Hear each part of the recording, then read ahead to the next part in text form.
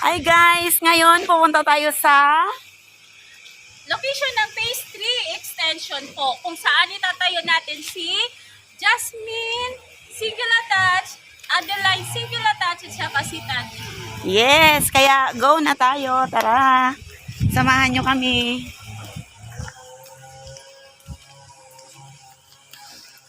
Phase 3 extension. Yes. Tayo ay pupunta na lang din sa model house ni Jasmine Single Attach. Yes, kaya dito makikiraan lang muna tayo para marating natin ang location ng ating Jasmine Single Ito Attach. po yung mga actual ng mga tangerine row house. So yan po. Pag row house, ayan, apatan po yan. Ayan Apat po. na units po yan. Tapos, Yun po, yung ating row house, cluster of 4 po.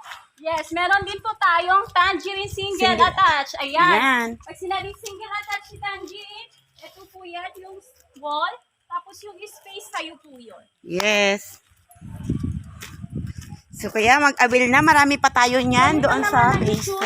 ng tangerine duplex. Pag sinabing duplex, dalawang unit po yun magkadikit. Automatic po, may space siya dun sa gilid. At saka space din po sa kabilang gilid. Yes. Duplex po yun. Ayan, marami tayong single Ayan. attach. Ito. Yan, duplex po. Duplex. Ito yung single attach. Yan. So yan. Guys, meron din to sa sa phase 3 extension at saka sa phase 4. Yung phase 4 natin sa Aguila na yon, mas malapit na rin yun sa highway. Yes. Kaya avail na po kayo. So ngayon, babaybayin natin papunta doon sa kabilang site. Ang location ng ating Green Meadows Residences Phase 3 Extension. So yun, as you can see, may model house na rin po na nakatayo. So pupuntahan natin.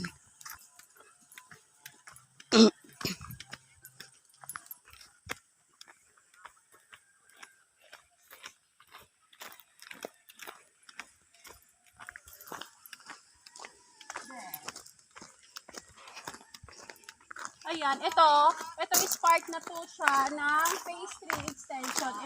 Ito, extension na po yan. Itong model house, kasama po ito sa block ng phase 3 extension.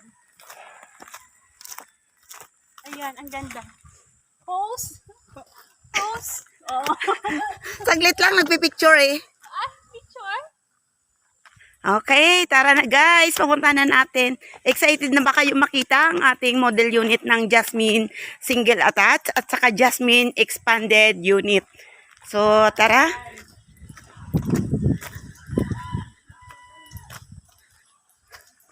So, yan, papakita lang natin yung dito sa harap.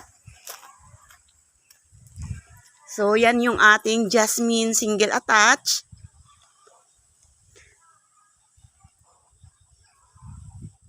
Guys, itong sukat na to, si Jasmine Single Attach, ang sukat nito is 90 square meter. Yes, Ito na napakalaki. yung itatayo natin sa Barangay Aguila, Kalansayan, Barangay Aguila, San Jose, Batangas po.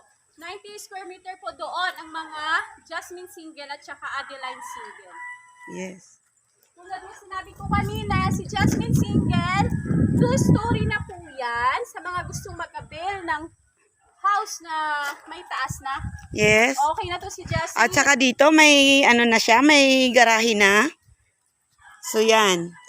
Yan po yung sakop ng lote nyo pag yan po ang inavail nyo. Yes, hanggang dito po yung 90 square meter. Ayan. Ayan. Kaya napakalaki guys ng lote nyo.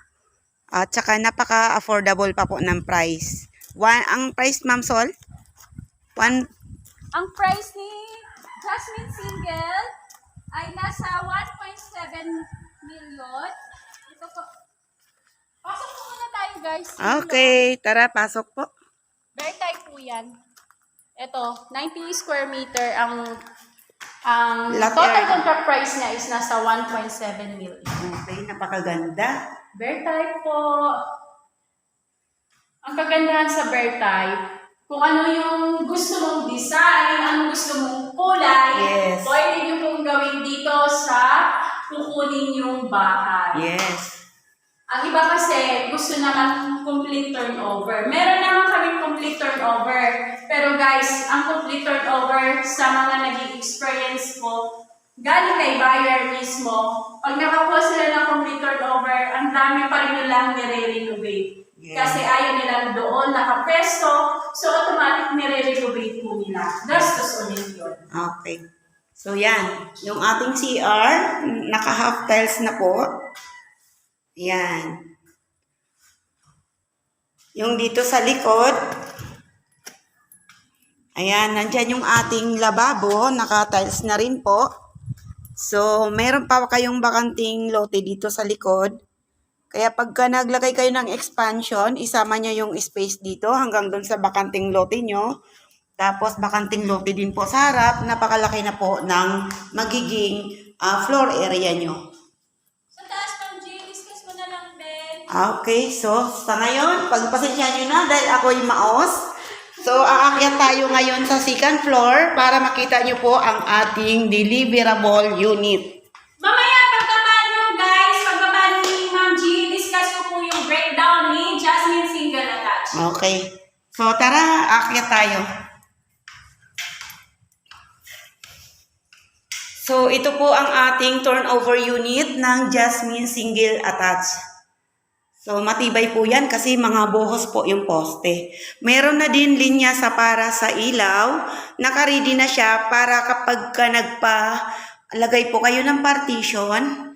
So, naka-ready na po yung line ng ilaw. So, yan. Kayo na po yung maglalagay. Si buyer na po yung maglalagay ng partition para sa kwarto. At saka yung paint, kayo na rin po, si buyer na ang masusunod ko ng kulay. So yan, nakita pa po yung mga wirings kasi bird type nga po yung ating turnover. So si buyer na rin po yung magpapalagay dyan. Depende po sa design na gusto rin ni buyer. So, ayan po.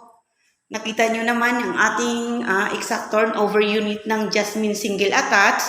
So ngayon, bababa tayo para mag-proceed na tayo doon sa expanded unit ng ating Jasmine Single Attached. Okay, tara.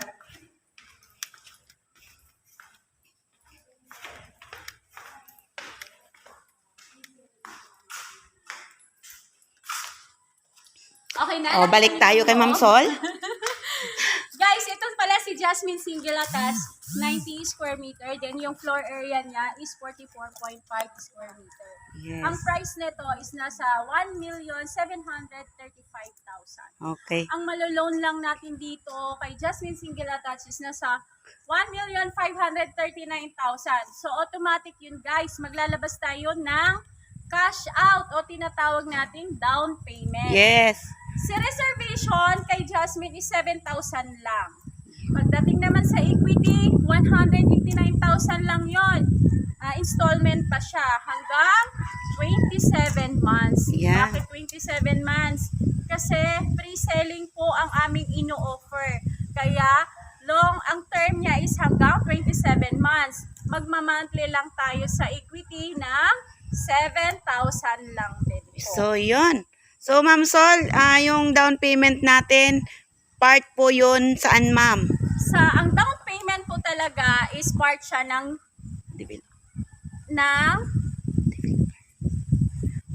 So, yun po. Ma'am G, ano nga yung tanong mo? Nalito bigla. Yung down payment pala, guys, yun po yung part ng developer. So, habang hindi pa siya napaprocess kay Pag-ibig, magbabayad tayo ng down payment. Guys, Yung reservation fee at saka down payment or equity, part po yun ng developer. So, yung payment nyo po, doon papasok kay developer. Kasi, kung magkano yung natira doon sa TCP, nalis doon yung reservation fee, nalis yung equity, yung loan value, yun po yung iloloan natin kay Pag-ibig. lahat po ng nakakash out yung pera is under pa po yon ni developer. Hindi pa Yes. po yun kay Pag-ibig. Yes po. So, ngayon, Ma'am Sol, proceed tayo sa expanded unit ng ating single attached. Ayan. So guys, ang ganda Opo. ng kanyang suggested model house. Yes, kaya nakakatuwa, Ma'am Sol, kasi ang laki, di ba? Yes, kung nakita nyo kanina, Ganyan lang siya. Ayan, opo. Yan kasi yung turnover unit natin, guys. Wala pa siyang expansion. So, ngayon ipapakita namin, naka-expand na po siya. So, makikita nyo na kung gaano kalaki ang bahay nyo kapag sinakop nyo yung buong lote nyo. Yes, Ma'am G. Ngayon ito, tingnan natin ang loob niya kung anong nangyari. Paano Sige. siya nagkaroon ng 3 kwarto. Wow. 4 na kwarto kasi Yes. meron pa kaming kwarto sa baba, 3 kwarto sa taas nito. So, yun. Saka Pasukin. tingnan nyo yung kusina, ang ganda. Sige, tara na. Wow. Ito na siya ngayon. Kanina nakita niyo siya bare type. Ngayon, nagbigay si developer ng suggested. Pwede niyo itong gayahin, pwede rin naman hindi. Yes. Nasa inyo na lang yun. Pero ipapakita na rin namin kung paano ginawa si Jasmine, paano yung expansion ni Jasmine. Ito yung part ng kitchen niya. Ayan, may lababo na yan. So, yan. Wow. Yan. Yan, maghugas ka dito. Yan, tapos gaganon. Ito po yung talaga yung ano niya, hugasan niya. Tapos habang naghuhugas ka guys, makikita mo kung sino yung nandun sa labas. Yes. Kung nandyan na ba si Daddy, si Mami, o kahit sino pa yung nandyan sa labas, makikita nyo. Guys, inuulit ko, ito ay suggested lamang. Yes. Para meron lang po kayo idea sa unit nyo. Okay, tara sa likod. Dahil 90 square meter ang kinuha mo, automatic meron ka pang space sa likod. Wow! Ayan. Talaga naman napakalaki. Ito is for laundry. Kasi, ayan, binigyan tayo ng gripo. Pwede ka dito maglaba. Yes. Yan, guys, kapag ka pina-expand nyo ang lote nyo, sakupin nyo yung bakanting lote dito sa likod, sa gilid, sa harap. Yan, possible yung kwarto nyo na makikita ngayon sa taas ng sample namin, expanded unit. Siguro mas madadagdagan pa kapag lahat ng bakanting lote ay masakop nyo na. Ipa-expand. Yes po.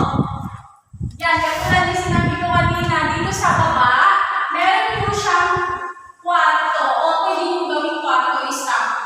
Ayan po, isa din yung additional room po ito. Yes.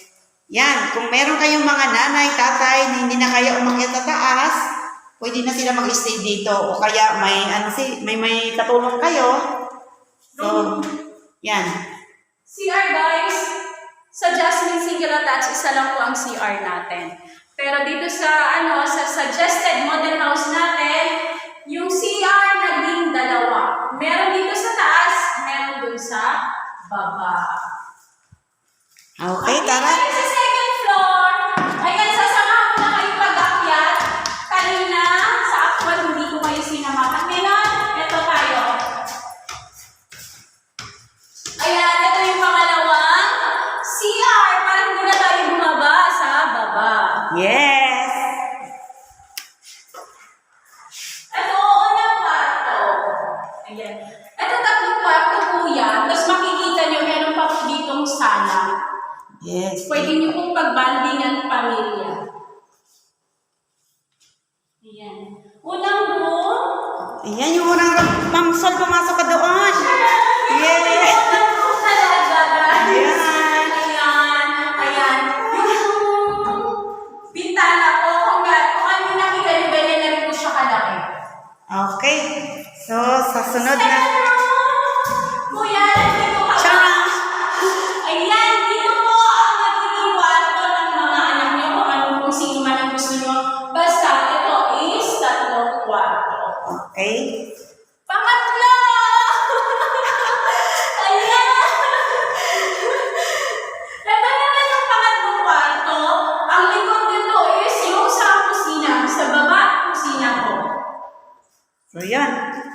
Dahil nakita nyo na ang ating suggested model unit ng ating expanded unit ng Jasmine. So, bababa na tayo.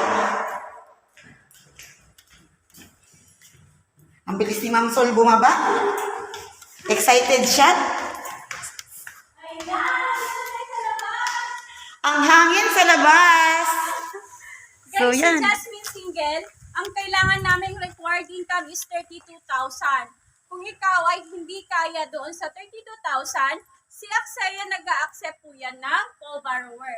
Si co-borrower, pwede po yung kaibigan, kamag-anak, pwede rin. Nandun na yung mama, papa, pwede doon. Kapatid, pwede rin. Pinsan, pwede rin.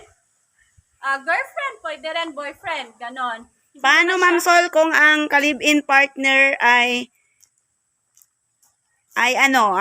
nagtatrabaho rin. Tapos si principal buyer, hindi kaya i-avail ang ating Jasmine sa salary niya. Pero gustong-gusto niya i-avail ang ating Jasmine model.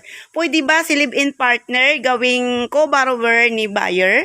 Yes, pwede po yun. Kasi sabi ko nga kanina, kahit hindi mo siya kamag-anak, pwede siyang kunin na co-borrower. Ina-accept po yan ni developer at saka ni Pag-ibig. Basta, pumayag lang po yung gusto niyo po ni na develop na co-borrower. Okay. Basta pumayag lang siya, okay na po yun. Iko-combine po natin yung salary niyo. So, wow. So, kayang-kaya nyo na mag-avail ngayon ng Jasmine Single Attached. So, 9,000 lang po yan monthly. 9,000 lang monthly. Yes, Meron napakalaking ka ng bahay na. two-story na bahay na may sukat ng 90 square meters. wow, napakalaki. Kaya mag-avail na kayo. So, ano pa hinihintay nyo? Yes guys, pagdating sa location ng phase 4, hindi na namin mapuntahan kasi nandun siya sa may Agila. Yes. Pagdating pala doon, dalawa po ang entrance niya. Dito sa may Kalansayan Road at saka doon sa may Bukal. Malapit siya sa Bukal, Barangay Bukal. Yes po. So, Ayan. yun. Dahil nga mga kadamuhan pa lang yon dahil pre-sealing yung ino-offer namin doon sa Barangay Agila. So, ito lang po muna yung maipapakita namin sa inyo sa ngayon. So, Ma'am Sol, pwede mo ba i-end ang ating vlog ngayon araw na to? Ayan. Tapos na kami guys. Sa next time ulit kung saan man kami nandun, ilalive po namin yon at saka i-update namin yon kung ano ang development doon sa kasi si Aksaya meron kaming soon to rise sa Pampanga, dito sa Batangas, Cavite. Mauubos na po yung project namin sa Cavite. Yes, konting-konti na lang. Wala na tayong Jasmine Single Attached doon. Yes po, sold out na po yung Jasmine Single Attached. Ano na lang, Ma'am namin Sol, yung available sa Cavite sa 13 po, sa Hugo Perez? Meron kami doon, Lenea. Napakagandang Lenea. 100 square meter, 3 million lang. Wow! Tapos, meron din kami Jasmine townhouse doon.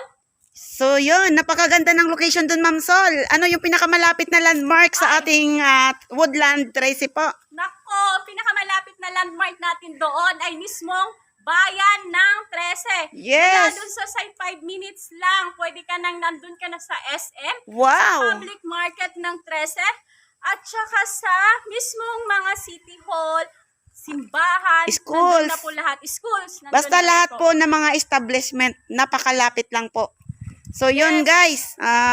Hanggang dito na lang. So, hanggang dito na lang po. Pero bago natin tapusin, inuulit ko ito yung area. Yes. Pagtatayuan ng phase 3 extension. So, yun guys. Hanggang sa muli. Bye!